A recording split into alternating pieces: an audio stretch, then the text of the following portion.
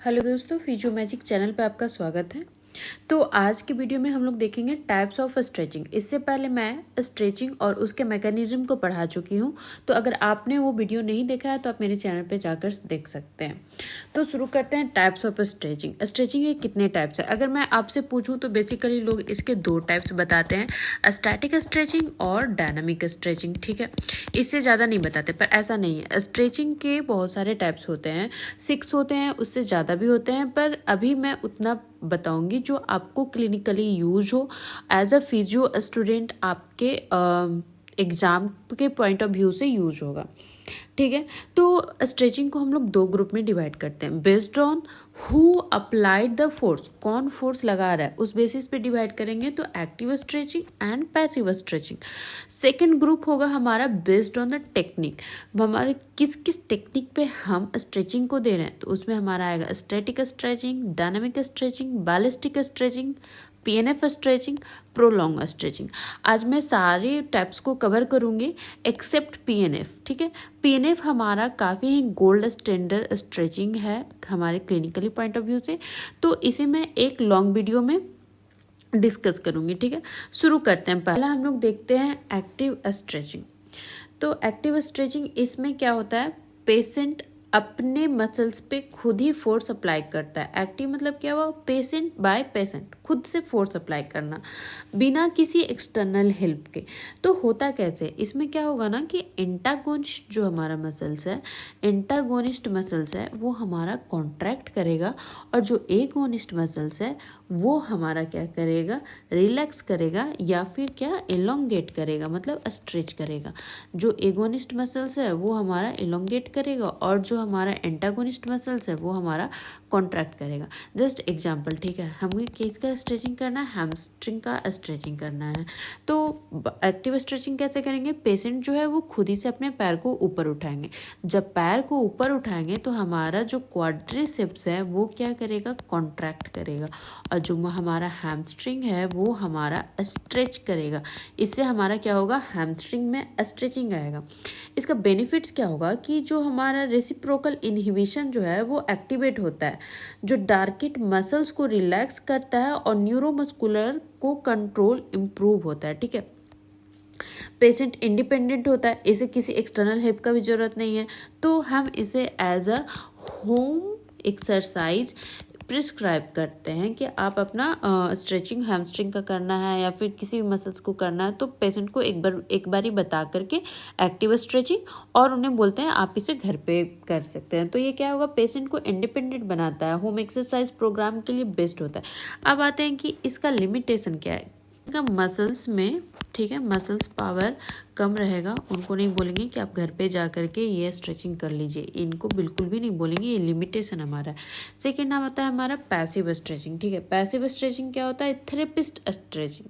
इससे by external force, patient खुद से नहीं कर रहा है, हमें क्या होगा, इसमें एक्सटर्नल फोर्स अप्लाई करना होगा बाय थेरेपिस्ट, या ग्रेविटी के द्वारा, या फिर किसी मैकेनिकल डिवाइस लाइक स्प्लिंट या फिर वेट के जरिए। ठीक है, इसमें हम एक्सटर्नल फोर्स अप्लाई करते हैं। तो मैकेनिज्म क्या होगा, स्प्लिंट होगा, मैकेनिकल डिवाइस में स्प्लिंट लगाएंगे, वेट लगाएंगे, या पेशेंट खुद दूसरी बॉडी पर यूज करे। एग्जाम्पल में क्या देखेंगे कि मान लो हैमस्ट्रिंग का स्ट्रेचिंग करना है। ठीक है, हैमस्ट्रिंग का स्ट्रेच सुपाइन पोजीशन, उसे उनके पैर को लिफ्ट कर रहा है एंड देन स्ट्रेच प्रोवाइड कर रहा है, वो क्या हो गया हमारा पैसिव स्ट्रेचिंग। बेनिफिट्स इसका क्या होगा कि हमारा जो रेंज ऑफ मोशन है वो ज़्यादा अचीव होगा। ऐसा नहीं है कि इसमें कम अचीव होगा। ठीक है, अगर कंपैरिजन करें तो पैसिव स्ट्रेचिंग में ज़्यादा रेंज ऑफ मोशन अचीव होगा, क्योंकि पेशेंट जो है वो एक्टिव एफर्ट नहीं लगा रहा है, या स्पास्टिक या वीक पेशेंट के लिए ये बहुत ही आइडियल है। अब देखेंगे कि कौन कौन लोगों को लिमिटेशन, किन किन लोगों में कॉन्ट्राइंडिकेशन या लिमिटेशन किन्हें किन्हें नहीं देना चाहिए। ठीक है, जिनका इंजरी रिस्क थोड़ा ज़्यादा हो, अगर जिनका इंजरी रिस्क ज़्यादा होगा वो उसे हम लोग पैसिव स्ट्रेचिंग नहीं देंगे। थेरेपिस्ट को टू का एंड फील भी फील करना होगा थेरेपिस्ट को कि नहीं, इससे ज़्यादा स्ट्रेच नहीं कर सकते हैं, ये बहुत ही बेसिक चीज़ जो है वो थेरेपिस्ट को माइंड पे रखना पड़ेगा। और पेशेंट का फीडबैक भी लेते रहना कि ज़्यादा स्ट्रेच ना हो जाए, ऐसा ना हो कि टिश्यू का इंजरी हो जाए, मसल्स इंजरी हो जाए। ये सारी चीज़ों को दिमाग में रख करके पैसिव स्ट्रेचिंग देंगे। Now come to the second group. Second group में कौन था? On the basis of technique. पहला क्या था? Static stretching. तो स्टैटिक स्ट्रेचिंग क्या होता है? इसी ज़्यादा यूज किया जाता है और बहुत ही सेफ होता है, ठीक है। अगर हम क्लिनिकल में देखें, आप किसी भी हॉस्पिटल या ओपीडी में देखते हैं तो ज़्यादातर हमारे जो थेरेपिस्ट हैं वो स्टैटिक स्ट्रेचिंग यूज़ करते हैं। स्टैटिक स्ट्रेचिंग जो होता है उसमें मसल्स को इन रेंज पोजीशन में लेके जाया जाता है, ठीक है। पेशेंट लाइक पेशेंट लेटा हुआ है, इनको स्ट्रेच देना है तो इनको एक पोजीशन पे लेके गए यहाँ तक, इनका जहाँ पे इन रेंज है आपको फील हो जाएगा कि अब इससे आगे नहीं जाना है। और देन वहाँ पे जो है वो होल्ड करेंगे, एक ही पोजीशन पे होल्ड करेंगे 30 सेकेंड तक, ठीक है। 30 सेकेंड तक होल्ड करके सेम पोजीशन पे रखेंगे, that is the static stretching. और होल्ड करने बिना किसी मूवमेंट को होल्ड करना। इसके दो सब टाइप होते हैं, static active stretching and static passive stretching. तो एक्टिव क्या था? By patient. अगर एक्टिव स्ट्रेचिंग कोई कर रहा है, पेशेंट लाइक कर रहा है अपना, तो उसमें भी वो स्टैटिक कर सकता है। वो अपने पैर को लिफ्ट करेगा, हैमस्ट्रिंग का स्ट्रेचिंग करना, इंट्रेंस तक जाएगा एंड देन फिर होल्ड करेगा। और होल्ड कब तक करेगा? 30 सेकेंड तक करेगा। इसको 3 to 5 रिपीटेशन करना होता है। और फ्रीक्वेंसी का बात करें तो या तो डेली कर सकता है या तो वीकली 5 डेज करेगा, ठीक है। इसके ये हो जाएगा। And now static passive stretching. Static passive stretching क्या होता है? जो पेशेंट फिजियो के द्वारा लाइक थेरेपिस्ट के द्वारा जो स्ट्रेचिंग दिया गया वो होगा हमारा static passive stretching. 30 second hold करने से जो हमारा मैक्सिमम लाइक 30 सेकेंड अगर हम होल्ड कर रहे हैं तो हमारा इससे बेनिफिट होता है कि हमारा जो मसल्स का मैक्सिमम टिश्यू है वो इलोंगेट करता है, मैक्सिमम टिश्यू इलोंगेट करता है, इसलिए हम लोग 30 सेकेंड तक देते हैं। ये क्या होता है? हमारा रिजल्ट काफ़ी बेटर देता है। इसके बाद क्लिनिकल यूज कब कब करेंगे? जैसे कि पोस्ट सर्जिकल या फिर रेंज ऑफ रिकवरी करना है, ठीक है। स्पास्टिक के लिए पोस्चर का करेक्शन है उसमें करेंगे, या फिर जनरल फ्लेक्सिबिलिटी को इम्प्रूव करना है, बस फ्लेक्सिबिलिटी को, तो उसमें हम स्टैटिक पैसिव स्ट्रेचिंग का यूज़ करेंगे। To the second dynamic stretching. Dynamic stretching क्या होता है? कंट्रोल्ड वे में और रिदमिक मूवमेंट होता है, ठीक है।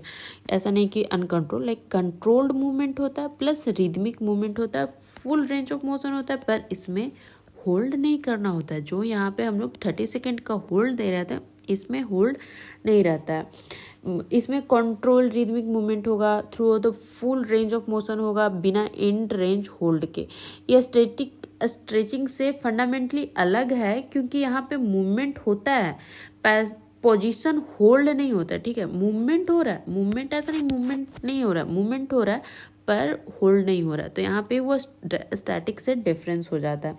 जैसे कि एग्जांपल इसका क्या करेंगे? लेग स्विंग, ठीक है, उसको फॉरवर्ड बैकवर्ड, हिप का रोटेशन, वो हमारा डायनामिक स्ट्रेचिंग में आ जाएगा। वॉकिंग या वॉकिंग लंग्स, ठीक है। मैकेनिज्म क्या होगा अगर हम समझे कि क्यों करना है? तो डायनामिक स्ट्रेचिंग जो है वो हमारा मसल्स स्पिंडल को वार्म अप करता है, ठीक है। अगर मसल्स स्पिंडल वार्म अप हो रहा है दैट मीन्स कि ब्लड सप्लाई जो है वो इंक्रीज करेगा। ब्लड सप्लाई क्या होगा? हमारा इंक्रीज होता है मसल्स में। तो इसको यूज कब करेंगे? जब ये सोचो कि जब मसल्स स्पिंडल्स का वार्म अप हो रहा है, ब्लड सप्लाई यूज हो रहा है, तो इसको यूज हम लोग एथलेटिक पॉपुलेशन में करेंगे। एथलेटिक पॉपुलेशन में करेंगे, किसी भी स्पोर्ट से पहले ये जो है हमारा डायनामिक स्ट्रेचिंग का यूज होता है। गेट ट्रेनिंग से पहले करेंगे। इसका देखेंगे कि डायनामिक स्ट्रेचिंग जो होता है प्री एक्टिविटी के लिए बेस्ट है, ठीक है। ये क्या है? हमारा प्री एक्टिविटी के लिए बेस्ट है और हमारा स्टैटिक जो था वो पोस्ट एक्टिविटी के लिए बेस्ट था। अब आते हैं बैलिस्टिक स्ट्रेचिंग। बैलिस्टिक स्ट्रेचिंग क्या होता है? इसमें क्या होगा? बाउंसिंग प्लस जर्की मूवमेंट, ठीक है। बाउंसिंग भी होगा और जर्की मूवमेंट भी होगा एंट्रेंस तक। लेकिन ये क्लिनिकली देखा जाए तो बिल्कुल भी सेफ नहीं है। इसे प्रिस्क्राइब करना सेफेस्ट नहीं होता है कि आपको बैलिस्टिक स्ट्रेचिंग करना होता है, क्योंकि जैसे ही बाउंसिंग मूवमेंट करते हैं तो हमारा मसल्स फाइबर जो होता है वो रैपिडली एक्टिवेट होता है, जिसके कारण क्या होगा, हमारा मसल्स जो होता है रिफ्लेक्स ट्रिगर्ड होना शुरू होगा। जब मसल्स रिफ्लेक्स ट्रिगर्ड हो रहा है तो क्या होगा, मसल्स को जहाँ रिलैक्स करना चाहिए वहाँ मसल्स कॉन्ट्रैक्ट होना शुरू हो जाता है, और मसल्स कॉन्ट्रैक्ट होगा जो कि हमें होना नहीं है, तो क्या होगा कि वहाँ पे रेंज ऑफ मोशंस भी कम जाएगा, आपको पेन आना शुरू हो जाएगा। करते क्या है, ठीक है, अगर ऐसा हो रहा है, रिलैक्स कॉन्ट्रैक्ट हो रहा है, तो इसमें क्या होगा हमारा कि माइक्रो टीयर भी होगा, मसल्स में स्ट्रेन भी आ जाएगा। तो इसको यूज कब करते हैं, यूज इसको हम हाईली ट्रेंड एथलीट में करेंगे, क्योंकि उनमें ऐसे भी मसल्स फाइबर काफ़ी एक्टिवेटेड होते हैं। Movement pattern clinically physiotherapy practice में अवॉइड ही करेंगे कि इसे ना करें। बैलिस्टिक के साइड इफ़ेक्ट्स को याद रखना है, इसके साइड इफ़ेक्ट्स को याद रखना है।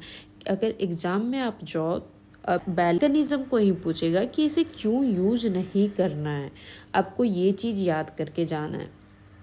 PNF स्ट्रेचिंग, तो इसे मैं आपको एक डिटेल वीडियो में पढ़ाऊंगी, बट अगर ओवरव्यू देखें तो PNF क्या होता है, प्रोप्रियोसेप्टिव न्यूरोमस्कुलर फैसिलिटेशन स्ट्रेचिंग। ये हमारा गोल्ड स्टैंडर्ड स्ट्रेचिंग टेक्निक है, ज़्यादा इफेक्टिव है और एविडेंस बेस्ड है।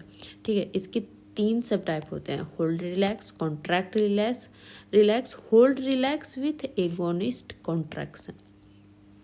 तो नेक्स्ट वीडियो में मैं PNF को पूरी डिटेल में पढ़ाऊंगी। ठीक है, अब आते हैं प्रोलॉन्ग स्ट्रेचिंग में। प्रोलॉन्ग स्ट्रेचिंग क्या होगा, आपको नाम से ही लग रहा है काफ़ी लंबे टाइम तक, तो लो लोड, लाइक थोड़ा खींचाओ, ठीक है, हल्का stretching, not like a static और डायनामिक स्ट्रेचिंग, थोड़ा खींचाओ और लेकिन लंबे ड्यूरेशन तक का स्ट्रेच। मान लो 15 मिनट से 1 घंटे तक का स्ट्रेच पेशेंट को दिया जाता है। अब ये डिपेंड करता है कंडीशन पे कि कैसा कंडीशन है, उस अकॉर्डिंग क्या होगा हम लोग अपना टाइम मैनेज करेंगे। इसमें क्या होगा कि स्प्लिंट लगा दिए, आप देखते होंगे कि किसी CP बच्चे, सेरेब्रल पाल्सी बच्चे को स्प्लिंट लगा हुआ है ताकि उसका मसल्स स्पैजम में ना जाए। तो स्प्लिंट से क्या होगा, मसल्स जो है वो स्ट्रेच में रहेगा, काफ़ी लॉन्ग टर्म में स्ट्रेच में रहेगा, इससे मसल्स स्पास्टिक नहीं होगा। बर्न के केस में देखेंगे तो उसमें क्या होगा कि कॉन्ट्रैक्चर होने से बचाने के लिए काफ़ी टाइम तक स्ट्रेचिंग प्रोवाइड किया, बाय स्ट्रेचिंग, बाय कास्टिंग, या फिर स्कार्स मैनेजमेंट में काइनेसियो टेपिंग किया जा रहा है, तो वो भी